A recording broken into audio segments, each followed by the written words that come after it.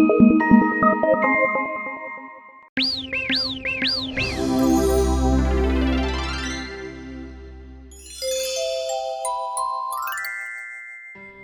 ഈ ലോകത്ത് ജനിച്ചതിനു ശേഷം ദൈവഹിതം ഈ ലോകത്ത് നടപ്പിലാക്കാൻ ശ്രമിച്ചു.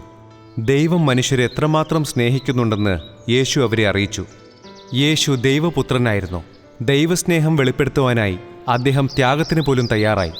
തൻ്റെ ജീവിതകാലത്ത് യേശു കഷ്ടപ്പെടുന്നവർക്കും വേദനിക്കുന്നവർക്കും വേണ്ടി അനേകം അത്ഭുതങ്ങൾ നടത്തി. ശ്രദ്ധിക്കപ്പെടാനും പ്രൗഢി കാണിക്കുവാനും വേണ്ടിയല്ല യേശു അത് ചെയ്തത്. ജനങ്ങൾ തന്നെ വിശ്വസിക്കുമെന്നും ജീവിതത്തിൽ പരസ്പരം സഹായിച്ച് സന്തോഷിക്കുമെന്നും കരുതിയാണ് അദ്ദേഹം അത് ചെയ്തത്. ഇതാണ് യേശു നമ്മെ അറിയിക്കാൻ ആഗ്രഹിച്ച സന്ദേശം. യേശു പ്രവർത്തിച്ച ചില അത്ഭുതങ്ങൾ ഇനി കാണാം. ചെറുപ്പം മുതൽ യേശു ജനങ്ങളുടെ ഇടയിൽ പ്രശസ്തനായിരുന്നു. അദ്ദേഹം കഷ്ടപ്പെടുന്നവരെ സഹായിച്ചുകൊണ്ടിരുന്നു. ലാഭേച്ഛയില്ലാതെയുള്ള പ്രവൃത്തി കാരണം എല്ലാവരും യേശുവിനെ സ്നേഹിക്കുകയും ആദരിക്കുകയും ചെയ്തു. ഒരു ദിവസം കനാൻ ദേശത്ത് ഒരു വിവാഹ ചടങ്ങിൽ പങ്കെടുക്കാൻ യേശുവും അമ്മ മറിയയും അവിടെ ചെന്നു. 100ഓളം അതിഥികളുള്ള ഒരു വലിയ വിവാഹാഘോഷമായിരുന്നു അത്. അവിടെ സംഗീതവും നൃത്തവും ഉണ്ടായിരുന്നു.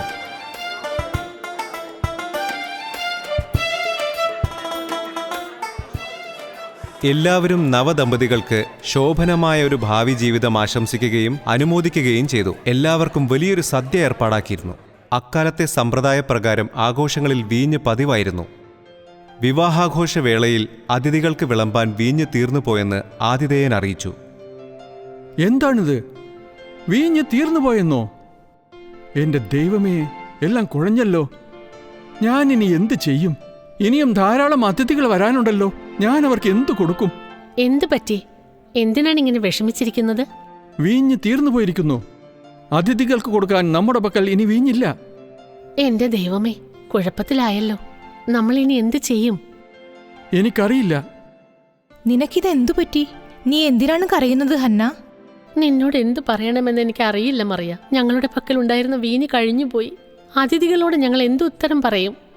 ഒന്നും ചെയ്യാനാവില്ല. വിഷമിക്കേണ്ട ഹന്ന, എല്ലാം ശരിയാവും. ഞാൻ എൻ്റെ മകൻ യേശുവിനോട് സംസാരിക്കട്ടെ. അവൻ നിങ്ങളെ സഹായിക്കും.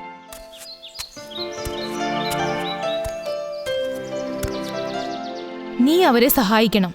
അവർ പ്രശ്നത്തിലായിരിക്കുകയാണ്. എന്തു ചെയ്യണമെന്ന് അവർക്കറിയില്ല. അമ്മേ, നമുക്കവരെങ്ങനെ സഹായിക്കാനാവും? നമ്മൾ ഒന്നും ചെയ്തിട്ടില്ല. ഇത് അവരുടെ പ്രശ്നമാണ്. എനിക്ക് അതിനെക്കുറിച്ചൊന്നും അറിയണ്ട. നിനക്ക് അവരെ സഹായിക്കാനാകും. അതുകൊണ്ട് നീ സഹായിക്കണം. അങ്ങനെയാവട്ടെ അമ്മേ. എനിക്ക് എന്തു ചെയ്യാൻ കഴിയുമെന്ന് നോക്കട്ടെ. മറിയ എഫ്രമിനെയും ഹന്നയെയും അരികിലേക്ക് വിളിച്ചു. അവരോട് സംസാരിച്ചു. യേശു നിങ്ങളോട് എന്തു പറയുന്നോ അതുപോലെ തന്നെ ചെയ്യണം. നിങ്ങളുടെ എല്ലാ കാര്യവും ശരിയാവും. വളരെ സന്തോഷം മറിയേ, നന്ദിയുണ്ട്.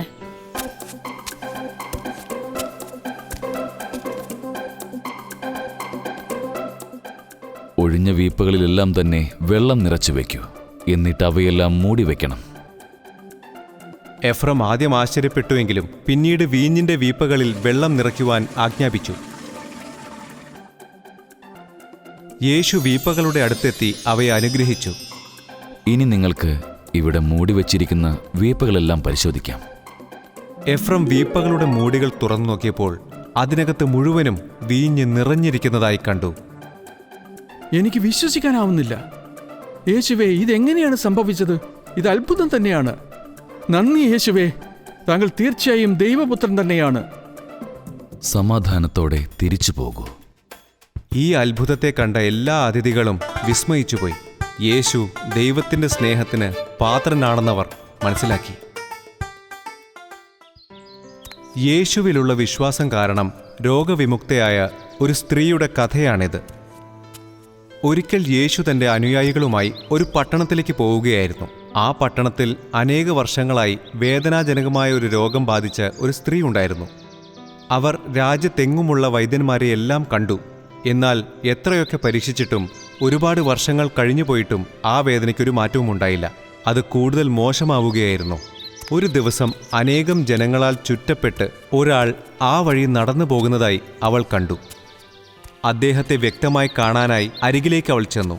അതിനുശേഷം അതുവഴി പോയ ഒരാളോട് അദ്ദേഹം ആരാണെന്ന് ചോദിച്ചു. ആരാണത്?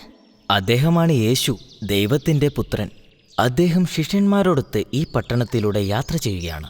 ഓ, അദ്ദേഹം യേശു ആണെങ്കിൽ എന്നെ സൗഖ്യമാക്കാൻ അദ്ദേഹത്തിന് സാധിക്കും. സൗഖ്യമാക്കാനോ? അത് തികച്ചും അസാധ്യമാണ്. നിങ്ങൾ അശുദ്ധയായൊരു സ്ത്രീയാണ്. അദ്ദേഹത്തിന്റെ അടുത്തേക്ക് പോകാൻ പാടില്ല. യേശുവിനെ കണ്ടാൽ യേശു സഹായിക്കും എന്നവൾ വിചാരിച്ചു. അങ്ങനെ യേശുവിൻ്റെ അനുഗ്രഹം കിട്ടുവാൻ അവൾ മുന്നോട്ട് നീങ്ങി. പക്ഷെ ജനത്തിരക്കിലൂടെ മുന്നോട്ടു പോകാൻ അവർക്കായില്ല. അദ്ദേഹത്തിന്റെ വസ്ത്രത്തിലൊന്ന് സ്പർശിച്ചാൽ പോലും എനിക്ക് സൗഖ്യമാകും. ഒടുവിൽ കുറേ നേരത്തെ പരിശ്രമത്തിന് ശേഷം അവൾ യേശുവിൻ്റെ അടുത്തെത്തി. അവൾ കൈ നീട്ടി പുറകിൽ നിന്ന് യേശുവിൻ്റെ വസ്ത്രത്തിൽ തൊട്ടു. പെട്ടെന്ന് തന്നെ വേദന മാറിയതായി അവൾ അറിഞ്ഞു. യേശു നടക്കുന്നത് നിർത്തി ജനക്കൂട്ടത്തിലൂടെ കണ്ണോടിച്ചു നോക്കി. ഇപ്പോൾ ആരാണ് എന്നെ തൊട്ടത്? ഗുരു, അങ്ങയുടെ പുറകിൽ ധാരാളം ജനങ്ങളുണ്ട്. അവർ അങ്ങയെ കാണാൻ മുന്നോട്ട് തള്ളിക്കയറുകയാണ്. ആരും അറിയാതെ അങ്ങയെ തൊട്ടതായിരിക്കാം. ശിഷ്യനെ നോക്കി പുഞ്ചിരിച്ച ശേഷം യേശു വീണ്ടും ജനക്കൂട്ടത്തിലേക്ക് നോക്കി. പറയൂ, നിങ്ങളിൽ ആരാണ് ഇപ്പോൾ എന്നെ തൊട്ടത്? രോഗിയായിരുന്ന സ്ത്രീ മുന്നോട്ട് വന്ന് യേശുവിൻ്റെ പാദങ്ങളിൽ വീണു കരഞ്ഞു. ഗുരു, ഞാനാണ് അങ്ങയെ തൊട്ടത്. ഞാൻ അനേകം വർഷങ്ങളായി രക്തസ്രാവം കൊണ്ട് വലയുകയായിരുന്നു. എനിക്ക് സഹിക്കാനാവാത്ത വേദനയായിരുന്നു. പക്ഷേ ഞാൻ അങ്ങയുടെ വസ്ത്രത്തിൽ തൊട്ടപ്പോൾ എൻ്റെ വേദന മുഴുവൻ മാറി. ഞാൻ സൗഖ്യമായി. സ്ത്രീയെ, എഴുന്നേൽക്കൂ. നിങ്ങൾ എന്നെ തൊട്ടപ്പോൾ എന്നിൽ നിന്നും ശക്തി പുറപ്പെടുന്നത് ഞാൻ അറിഞ്ഞു. നിങ്ങളുടെ വിശ്വാസം നിങ്ങളെ സൗഖ്യമാക്കി. സമാധാനത്തോടെ പോകൂ. ഒരു ദിവസം യേശു ഒരു ജനക്കൂട്ടത്തോട് സംസാരിച്ചു കൊണ്ടിരിക്കുമ്പോൾ പെട്ടെന്നൊരാൾ ഓടി വന്ന് യേശുവിൻ്റെ പാദങ്ങളിൽ വീണു. അയാളൊരു ദേശാധിപതിയായിരുന്നു. ദേവാലയങ്ങളിൽ എല്ലാവരും അദ്ദേഹത്തെ ബഹുമാനിച്ചിരുന്നു. ഗുരു, എൻ്റെ മകൾ ദീനമായി കിടക്കുന്നു. ഏതു നിമിഷവും അവൾ മരിക്കും. അങ്ങ് കൈകൊണ്ട് അവളെ ഒന്ന് തൊട്ടാൽ തീർച്ചയായും അവൾ ജീവിക്കും. അയാളുടെ അപേക്ഷ കേട്ടപ്പോൾ യേശുവിന് മനസ്സലിഞ്ഞു. എന്നിട്ട് അയാളോടൊത്തു പോയി. അവർ വീട്ടിനടുത്തെത്തിയപ്പോൾ യേശുവിൻ്റെ ഒരു അനുയായി വീട്ടിൽ നിന്ന് പുറത്തേക്ക് വന്നു. യജമാനെ, താങ്കളുടെ മകൾ മരിച്ചു. ഇനി യേശുവിനെ വെറുതെ വിട്ടേക്കൂ. അദ്ദേഹത്തിനൊന്നും ചെയ്യാൻ സാധിക്കില്ല.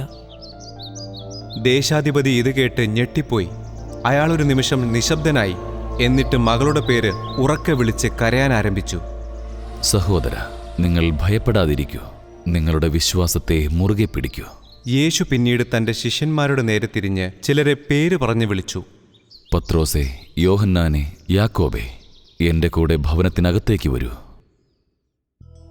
യേശു അയാളുടെ വീട്ടിനകത്തേക്കെത്തിയപ്പോൾ എല്ലാവരും മുറിക്കുള്ളിൽ ഉച്ചത്തിൽ കരയുന്നത് കേട്ടു. ഒരു വെള്ളത്തുണിയിൽ പൊതിഞ്ഞ് ആ പെൺകുട്ടി ജഡമായിരിക്കുകയായിരുന്നു. എല്ലാവരും നിശബ്ദരായിരിക്കുക. ഈ ബാലിക മരിച്ചിട്ടില്ല, അവൾ ഉറങ്ങുകയാണ്. വീട്ടിലേക്ക് വന്നിരുന്ന ചില വിദ്വാൻമാർ ഇത് കേട്ട് യേശുവിനെ പരിഹസിച്ച് ചിരിച്ചു. എല്ലാവരും ഈ ഭവനത്തിൽ നിന്നും പുറത്തു പോകേണ്ടതാണ്. കുട്ടിയുടെ മാതാപിതാക്കളും പത്രോസും യാക്കോബും യോഹന്നാനും മാത്രമേ ഇവിടെ നിൽക്കുവാൻ പാടുള്ളൂ. പിന്നീട് യേശു ആ കുട്ടിയുടെ അരികിൽ മുട്ടുകുത്തി അവളുടെ തലയിൽ തൊട്ട് നിശബ്ദനായി പ്രാർത്ഥിച്ചു. എന്നിട്ട് യേശു അവളെ വിളിച്ചു. എഴുന്നേൽക്കു മകളെ, നിന്റെ ഉറക്കത്തിൽ നിന്നും എഴുന്നേൽക്കൂ. എല്ലാവരെയും അത്ഭുതപ്പെടുത്തിക്കൊണ്ടും സന്തോഷിപ്പിച്ചുകൊണ്ടും അവൾ എഴുന്നേറ്റ് ഓടിച്ചെന്ന് അമ്മയെ കെട്ടിപ്പിടിച്ചു. പിന്നീട് യേശു മുറിയിലുള്ള എല്ലാവരെയും നോക്കി ഇങ്ങനെ പറഞ്ഞു. ഈ മുറിയിൽ നടന്നതെന്താണെന്ന് ഇവിടെയുണ്ടായിരുന്നവർ ആരും തന്നെ ആരോടും പറയുവാൻ പാടില്ല. ഈ ബാലികയ്ക്ക് കഴിക്കുവാൻ എന്തെങ്കിലും കൊടുക്കൂ.